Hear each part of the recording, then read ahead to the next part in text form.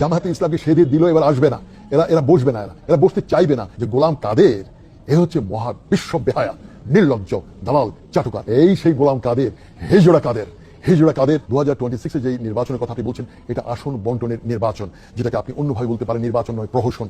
আসন ভাগাভাগি অলরেডি ফাইনালাইজের পর্যায়ে চলে গেছে, চূড়ান্ত পর্যায়ে। জামায়াতে ইসলামকে 80 আসন অলরেডি দেওয়ার জন্য হাতে পায়ে ধরে বসে আছে। 80 আসন, 80, যেটাকে ইংরেজিতে বলা 80 সিটস।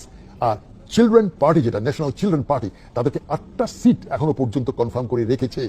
আর বিএনপিও চাইছে মেজরিটি তারা পাওয়ার নিতে। তবে আবার বলে রাখছি, যিনি ক্ষমতায় আসুন, জামায়াতে ইসলাম তারা হবে ওয়াচ ডগ।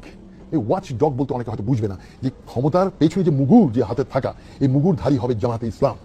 সুতরাং যারা আসবে 2026-এ, এটা একটা মিক্সড একটা কিছু আসবে। আর আমি আগেও বলেছিলাম জামায়াতে ইসলামকে যদি মেজরিটি দিয়েও এবার ক্ষমতায় বসানো হয়, Jamaat-e Islam is too smart, very smart. জামায়াতে ইসলামকে সেদিন দিল, এবার আসবে না, এরা বসবে না, এরা বসতে চাইবে না।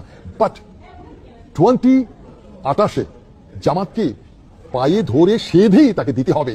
কারণ এই যে ট্রানজিশনাল পিরিয়ড, এই যে 2026 এবং 2028, এই 2 বছরের যে মাঝখানে যে ট্রানজিশন, যে সরকার আসবে, সেই সরকার তার কাঁধে কিছু কলঙ্ক, কিছু দায়ভার, কিছু ব্যর্থতা নিয়েই তারা বিদায় হবে।